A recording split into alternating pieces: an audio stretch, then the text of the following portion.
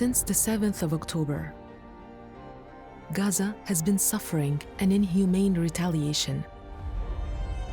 In the line of fire, they stand fearless,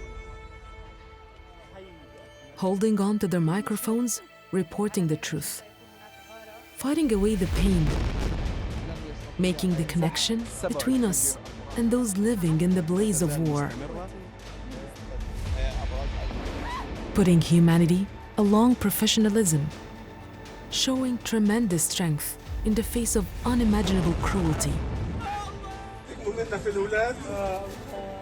Journalists are the loud voices shouting the truth when the whole world is silent.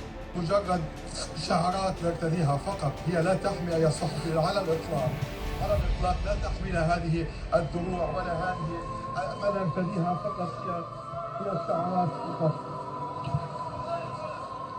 نحن هنا ضحايا على الهواء مباشرة. Those voices should never be lost, never terrorized, never targeted. Like all civilians, journalists should be protected, and their voices reporting the truth and defending lives should never be silenced.